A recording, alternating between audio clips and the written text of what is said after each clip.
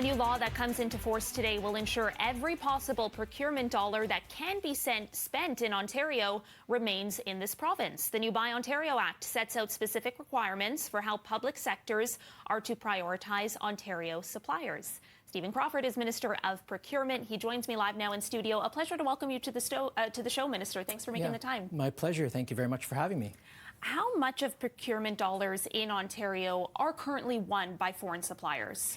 Yeah, well, the province, the public sector in Ontario spends around $30 billion per year on procurement. The majority of that right now is Ontario and Canadian companies, but there's certainly some funds that are flowed from companies that are from foreign companies, such as from the United States or other countries. So our focus with this new bill is to ensure that the public service and the broader public sector, so beyond just the Government of Ontario, but including colleges, universities, municipalities, will be regulated as we consult with them as well. So they spend the majority, if not all of their dollars in Ontario and Canadian companies where they can.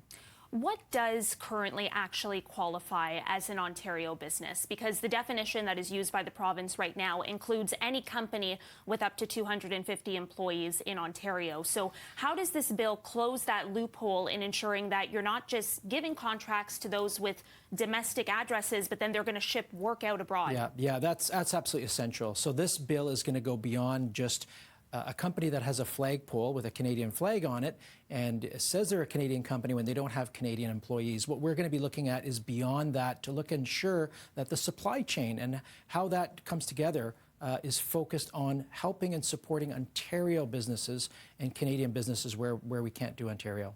But how, though? How do you ensure that without changing the definition? Because currently, like a company with just employees here, 250 is you know, the minimum, they're treated the same way as companies that are headquartered here or developing software here. How do you do that without changing the definition? Yeah, that remains the same. So we want to support, first of all businesses that are in Ontario. So even if you're a foreign business and you're creating jobs and economic opportunity for Ontario, we want to encourage that as well. So there's a sign when you enter Ontario from New York or Quebec or Manitoba, open for business. Ontario's open for business. We want to see foreign investment dollars here, so we're going to support companies that are supporting our local economy. The difference with this bill from prior is that we are going to ensure, and it's part of the process in the procurement, looking beyond just value for money and the time, we're going to look at the supply chain and are the businesses that are involved in the process supporting local employees.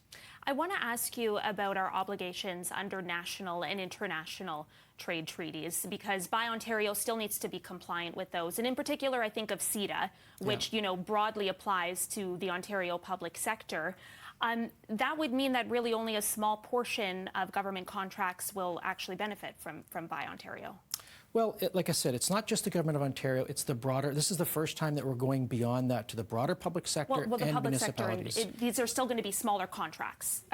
No, it's any size of contract. So it's any size. The thresholds that are currently mandated by those international and national agreements? It's any contract in Ontario. So Metrolinx, Infrastructure Ontario, we spend big dollars in areas like steel that are needed for bridges or roads, highways. So our focus is going to be in the procurement process that part of the criteria is going to be what are they doing for the local supply chain? Where is the business from?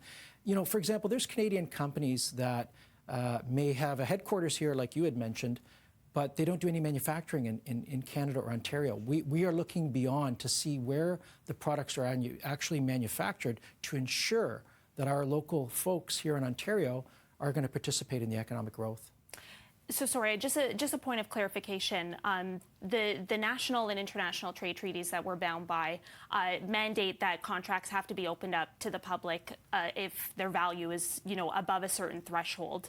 How do you get around that? Absolutely. So all of our contracts are going to be open to anybody to bid on. It's just in our weighting process in terms of how we evaluate who will be selected. There will be a preference for local supply chains. Okay. Minister Stephen Crawford, a pleasure to speak with you this morning. Thank you so much for making the time. Thank you.